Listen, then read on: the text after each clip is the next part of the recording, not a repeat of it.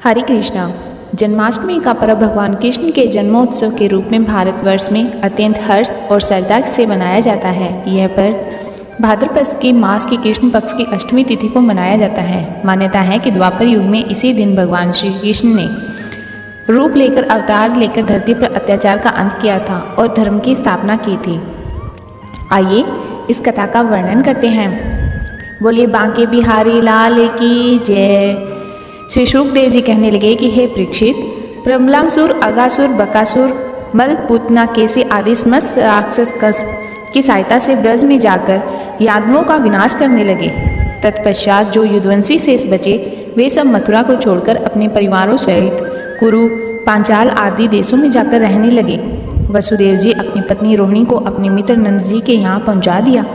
जब दुष्ट कंस ने युद्धवंश में जन्म लेने वाले देवताओं और ऋषियों को बहुत ही सताकर वसुदेव जी के 6 पुत्रों का वध करा दिया, तब देवकी और वसुदेव जी ने भगवान नारायण की स्तुति की है।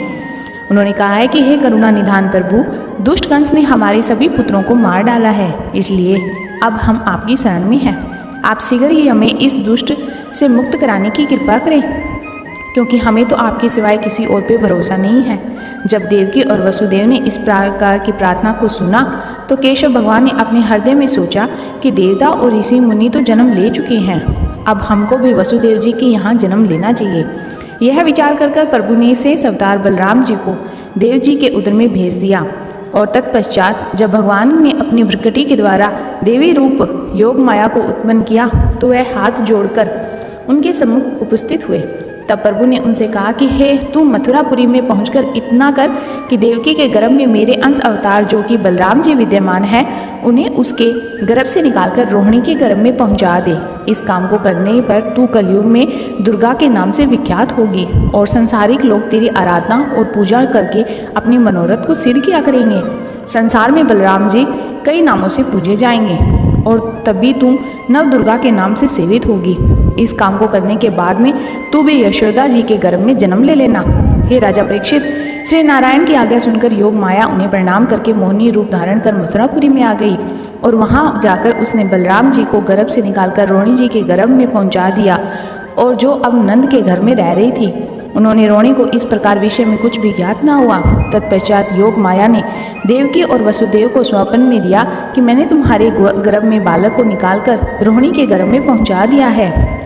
इस स्वप्न को देखकर वसुदेव और देवकी जी जग गए और आपस में कहने लगे कि परमात्मा ने बड़ा ही अच्छा किया जो बालक रोहिणी के गर्भ में पहुंचा दिया है, परंतु हरे गर्भ में स्थित बालक के गिर जाने की खबर कंस को भिजवा देनी चाहिए। सोचकर देवकी जी वसुदेव जी ने कारागार में एक पहरेदार के द्वारा कंस के पास देवकी के गर्भपात होने की खबर भिजवा दी।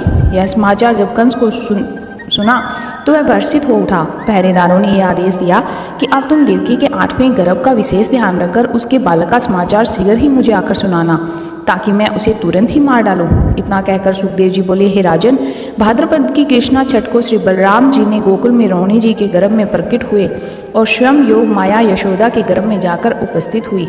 उधर भगवान श्री श्याम सुंदर जी अब देवकी के उदर में आ उपस्थित हुए। हे परीक्षित, कारागार में जाने से एक दिन पहले देवकी जी ने हरि के निमृत का व्रत रखकर यमुना स्नान करने गई। वह यमुना तट पर यशोदा जी से भेंट हुई और उस समय दोनों ने कंस के अत्याचार के बारे में बातचीत हुई। यशोदा देवकी जी से बोली कि मैं तुझे अपना पुत्र देकर तेरे पुत्र का पोषण कर अपने यहाँ करूँगी। अस्तु, जब देवकी के 8वें गर्भ का धारण किया तो उसमें कंस ने कारागार के चारों तरफ बड़े ही दैत्य पहरादार लगा दिए थे और वसुदेव जी बोले कि तुम अपने मन में किसी तरह का छिपाव न करके जैसे ही देवकी का यह बालक हो वैसे ही तुरंत मेरे समीप भिजवा देना, क्योंकि तुम्हारे कहने से ही मैंने देवकी जी को नहीं मारा है। तदुपरांत दूसरे दिन पुनः कारागार में जाकर देवकी जी की ओर देखकर कंस बोला कि जैसा ही तेज अब की बार इसके मुख पे चमक रहा है वैसा ही तेज पिछले 7 बालकों में समय कभी भी नहीं था। इसीलिए मुझे पूर्ण विश्वास होता है कि मेरा मारने वाला काल रूपी बालक इसी गर्भ में स्थित है। वैसे तो मुझे देवकी को मारने में तनिक भी देर नहीं लगती, लेकिन यह सोचकर नहीं मारता हूँ कि ऐसा प्रतापी राजा होकर गर्भवती स्त्री पर हाथ उठाना ठीक नहीं है। इसलिए गर्भ में जो मेरा काल रूपी बालक बैठा है उसको जन्मते ही मार डालूंगा। इतना कहकर कंस बाहर आकर अपने पहरेदारों से बोला कि जैसे ही बालक पैदा हो वैसे ही तुरंत मेरे लिए उसकी सूचना देना। कंस इस तरह नित्य प्रति वहां आता तो उसे वहीं अपने शत्रु श्री कृष्ण चंद्र जी की प्रतिमा साक्षात दिखती थी। जिसने देखकर वह बहुत ही ज़्यादा भयभीत हो गया था। तत्पश्चात जब भगवान के अवतार लेने का समय आया तब प्रभु ने देवकी और वसुदेव जी को यह स्वप्न दिया कि तुम लोग डरो मत, शीघ्र ही आकर तुम्हें इस दुष्ट कंस से मुक्त करने के मैं मुक्त कर दूंगा। यह स्वप्न देखकर दोनों ही प्रसन्न हो उठे थे।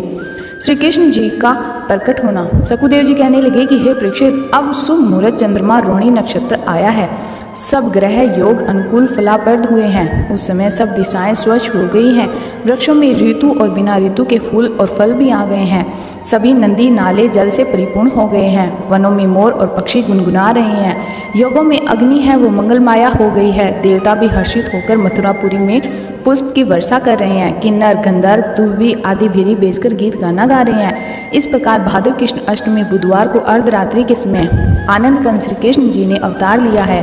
उसका चतुर्भुज रूप अत्यंत सुंदर है, उनके कानों में मकराकृत कुंडल में शोभायान थे और सुंदर हाथों में शंख चक्कर गदा और पद्म शोभा दे रहे थे। हे परीक्षित, इस प्रकार श्री नारायण जी ने चतुर्भुजी रूप से वसुदेव देवकी का अपना दर्शन दिया।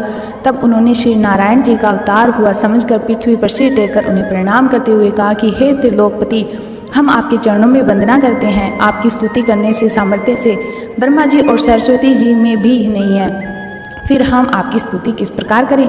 हे प्रभु, आप गो ब्राह्मण हरि भक्तों के दुखी होने पर पृथ्वी का भार उतारने के लिए अवतार धारण करते हैं। हमारे भी बड़े ही अहोभाग्य है जो आपके हमारा दर्शन देकर हमें जन्म मरण से बंधन से छुड़ा दिया है। यह स्तुति सुनकर श्री कृष्णचंद्र जी ने कहा कि वसुदेव और देवकी, तुमने पुनर्जन्म में यह वरदान मांगा था कि मैं तुम्हें अपने पुत्र की प्राप्ति हो, अतः मेरे सम्मान कोई दूसरा न होने के कारण मैंने स्वयं ही तुम दोनों की इच्छा पूर्ति निमित्त और भूमि का भार उतारने के लिए तुम्हारे यहाँ अवतार लिया है। मैं बाल स्वरूप में आया जाता हूँ, तुम मुझे इसी समय गोकुल ले चलो, वहाँ पहुँचकर यशोदा के पास सुला आओ और इसी समय यशोदा के गर्भ में एक कन्या का जन्म हुआ है, उसे लाकर तुम कंस को दे देना। नंद यशोदा ने भी पूर्व जन्म में मेरी बाल लीलाएं देखने के लिए तपस्या की थी, सो मैं कुछ दिनों वहाँ रहकर उनकी कामना पूर्ण करूँगा। तत्पश्चात कंस को मारकर तुमसे आ मिलूंगा। इतना कहकर भगवान बाल स्वरूप होकर रुदन करने लगे। हे परीक्षित, श्री नारायण की कृपा से उनके हाथों की हथकड़ी और पाँव की बेड़ियां अपने आप खुल के नीचे गिर पड़ी। बंदी गृह के सब द्वारपाल अपने आप सो गए और जितने भी पहरेदार थे वे नींद में अचेत हो गए। यह दृश्य देखकर वसुदेव जी ने भगवान श्याम सुंदर को एक सूप में रखकर अपना मस्तक में उठा लिया और तदपरांत गोकुल पहुंचाने के लिए शीघ्रतापूर्वक बंदी गृह से बाहर निकले। उस आधी रात के समय जब जब पानी बरस रहा था, चारों ओर अंधकार छा रहा था, उस समय से स्नार भगवान वैकुंठ धाम के ऊपर अपने फण की छाया किए हुए पीछे पीछे चलने लगे, जिससे उन्हें कोई कष्ट ना हो। इस प्रकार जब वसुदेव जी यमुना नदी के तट पर पहुंचे तब अपने मन में विचार करने लगे कि यमुना में तो जल भरा हुआ है, अब मैं इसे पार करके गोकुल में किस प्रकार पहुंचूंगा। कुछ देर तो वो चिंता में चिंतित रहे, फिर श्री हरि के चरणों में ध्यान लगाकर यमुना जी में प्रविष्ट हो गए। उस समय श्री भगवान श्री कृष्णचंद्र जी के चरणों को स्पर्श करने के लिए यमुना जी का जल जैसे ही ऊपर बढ़ने लगा, इसे भेद न पहचान कर वसुदेव जी ने इस भय में कहीं पानी श्री कृष्णचंद्र जी के में डूब ना जाए उन्हें और ऊंचा उठा लिया। तब यमुना जी का जल वसुदेव जी के नाक तक पहुंचा, अतः उसमें अत्यंत चिंतित हो और घबराने लगे। तब श्री कृष्णचंद्र जी ने अपना चरण नीचे कर यमुना जी को चरण स्पर्श कर दिया। भगवान श्री कृष्ण का चरण छूते ही यमुना जी का जल घटकर वसुदेव जी के घुटनों के बराबर आ गया। तब वसुदेव जी प्रसन्न होकर यमुना पार करके और गोकुल में जा पहुँचे। उन्होंने नंद जी के घर को खुला पाया और सबको अचेत सोता हुआ देखकर वे उस स्थान पहुँचे जहाँ यशोदा मैया जी सो रही थी। उसी समय यशोदा जी के गर्भ में एक सुंदर कन्या का जन्म हुआ, परंतु यशोदा जी को उसका ज्ञान नहीं था। यह देखकर वसुदेव जी श्री कृष्ण जी को यशोदा के पास सुला दिया और आप कन्या लेकर मथुरा आ पहुँचे। हे परीक्षित, जिसमें वसुदेव जी श्री कृष्ण जी को पहुँचाने के लिए गोकुल चले गए थे, उसी समय देवकी जी अपने मन में यह सोचकर अत्यंत व्याकुल हो रही थी कि कदाचित किसी पहरेदार की आँख खुल गई और उसने जाकर कंस को सूचना दे दी तो हम दोनों को अवश्य ही मार डालेगा। इस समय यमुना चढ़ रही है, अतः बालक सहित उन्होंने किस प्रकार पार किया होगा, इस प्रकार देवकी जी चिंता कर रही थी। उसी समय वहाँ वसुदेव जी आ गए। उन्होंने देवकी जी को वह कन्या सौंपते हुए सब हाल सुनाया और उसमें देवकी जी प्रसन्न होकर कहने लगी, हे स्वामी, अब कुछ चिंता नहीं है, ऐसे पापी के हाथ में मेरा बालक बच गया, यही मुझे बड़ी प्रसन्नता है। सुखदेव जी कहने लगे कि हे राजा परीक्षित, ज्यों ही वसुदेव जी के कन्या को लेकर कारागार के भीतर आए त्यों ही तुरंत बंदीगृह के सभी दरवाजे पहले के समान ज्यों के त्यों बंद हो गए और वसुदेव जी देव के हाथों में फिर हथकड़ियाँ पड़ गई। उसी समय कन्या ने जोर से रुदन करने लगी। उसकी आवाज़ सुनकर सभी पहरेदार हैं उनकी आंखें खुल गई। तभी एक पहरेदार ने जाकर कंस को सूचना दी कि हे प्रभु, आपके शत्रु का जन्म हो गया है। यह समाचार पाकर कंस चौंक उठा और फिर नंगे पाँव वासुदेव और देवकी के पास में दौड़ता हुआ आया। उसने देखा कि देवकी अपनी आचाल पसारते हुए कहा कि भैया, यह दीन कन्या है, भला यह तुझे क्या भय पहुंचाएगी? तूने अब तक मेरे 6 पुत्र मार डाले हैं, इस कन्या को तो जीवित छोड़ दे। देवकी ने इस प्रकार कहने से कंस ने उस कन्या को जबरदस्ती छीन लिया और कहा कि देवकी, मैं इसे जीवित नहीं छोड़ूंगा, क्योंकि जिस कन्या से जिस विवाह से के साथ करेगी संभव है वही मेरी मृत्यु का कारण बन जाएगा। यह कर कंस ने उस कन्या को पैर पकड़कर बाहर ले गया। जब उसे पत्थर पर पछाड़ कर मारने को हुआ तो उस समय कन्या ने अपना हाथ छुड़ाकर आकाश में चली गई। कंस के ऊपर दृष्टि उठाई तो कन्या ने अपने हाथ में खड़ंग और त्रिशूल धारण करके अष्टभुजी देवी का रूप धारण कर लिया और उस सब रूप को देखकर कंस है वो अत्यंत भयभीत हो उठा। और उस समय देवी ने कंस को संबोधित करते हुए कहा कि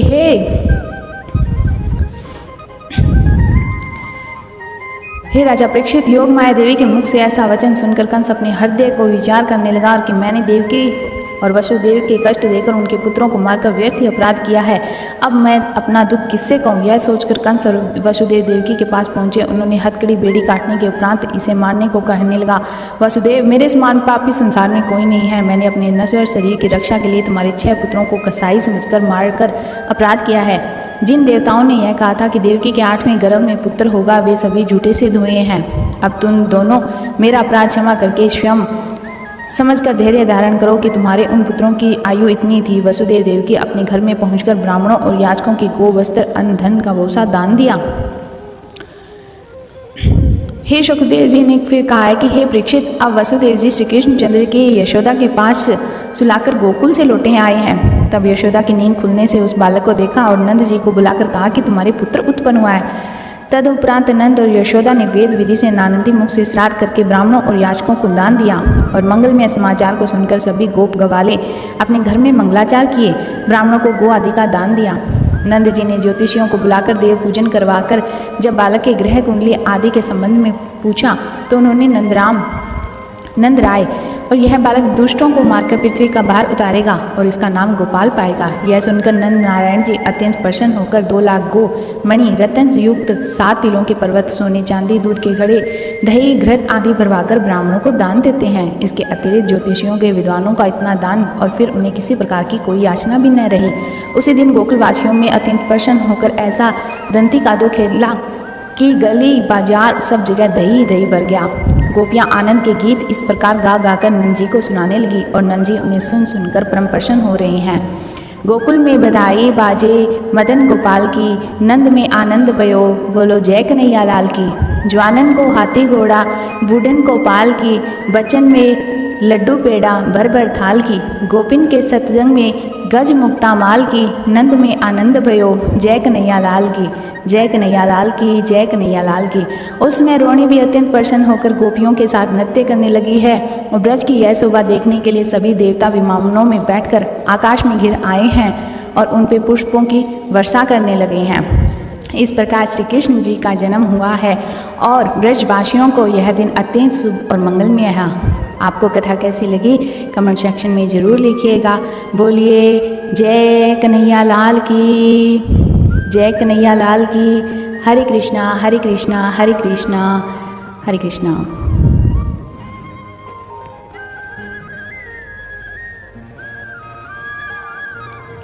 इस दिन व्रत रखकर मध्य रात्रि में भगवान का जन्मोत्सव मनाना, झूला सजाना, भजन कीर्तन करना, कृष्ण लीला का स्मरण करना अत्यंत पुण्यमय माना जाता है। जन्माष्टमी व्रत भगवान श्री कृष्ण के लिए एक महान पर्व है और इस दिन व्रत करने से सभी मनोकामनाएं पूर्ण भी होती है। इस बार यह व्रत है वो 16 अगस्त 2025 और शनिवार को पड़ रहा है। आपको कथा कैसी लगी हमारे कमेंट सेक्शन में ज़रूर लिखिएगा। हरे कृष्णा हरे कृष्णा हरे कृष्णा।